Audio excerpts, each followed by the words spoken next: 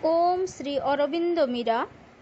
मु सुस्मिता महापात्र आज पाठ करने जाऊँगी सावित्री महाकाव्य प्रथम खंड द्वितीय पर्व द्वितीय सर्ग सूक्ष्म भौतिक जगत पृष्ठ नंबर 103।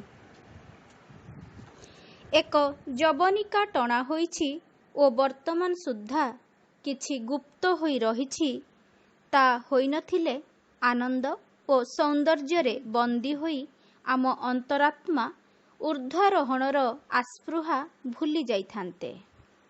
आम जगतर पश्चातरे रहिथिबा सेही सुंदर सूक्ष्म लोकरे रूप ही सर्वेसर्वा एवं आदि भौतिक देवता माने हेले सेठारे राजा। प्रेरणादायी आलोक सेही शोभनीय सीमांत समूहरे प्रवाहित हुए एवं प्रकृतिर अनुकंपारे एक त्रुटि विहीन सौंदर्य सेठाकू आसे।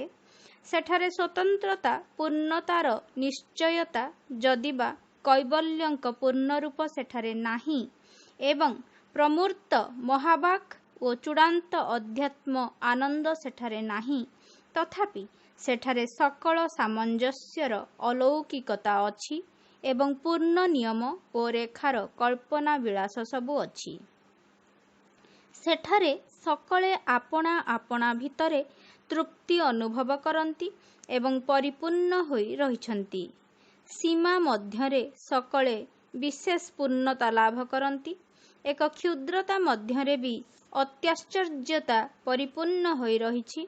एक संकीर्ण अवकाश मध्यरे भी जटिल पुलक उद्वेलित हुए।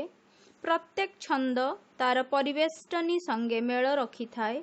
प्रत्येक रेखा निर्दोष एवं अकाट्य एवं प्रत्येक वस्तु निखुण भावरे सौंदर्य तथा व्यवहार सकाशे ही रचित होइछि। सकले सेठारे आपणा आनंदरे विमुग्ध।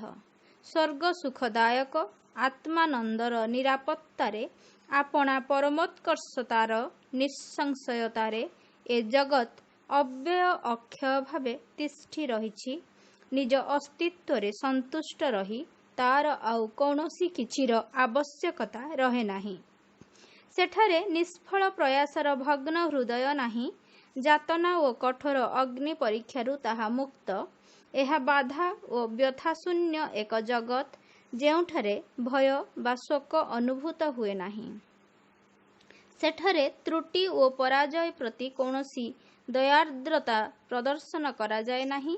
सेठारे त्रुटिर कौनसी स्थान नाही एवं विफलकारी शक्ति नाहांती। कौनसी आत्मानंदमय सत्तारु से जगत तार मूक आदि भावनार सकल रूपमय आविष्कार एवं तार छंदोमय चिंता ओ कर्मावलीर सकल अलौकिकता तार सुदृढ़ सुढल जीवन रचनार कौशल परिपाटी तार शोभन प्राणहीन आकारर मेला एवं आम परी निश्वास स्पंदित देहर महिमा जुगपत् आहरण करियाणे। नमस्ते।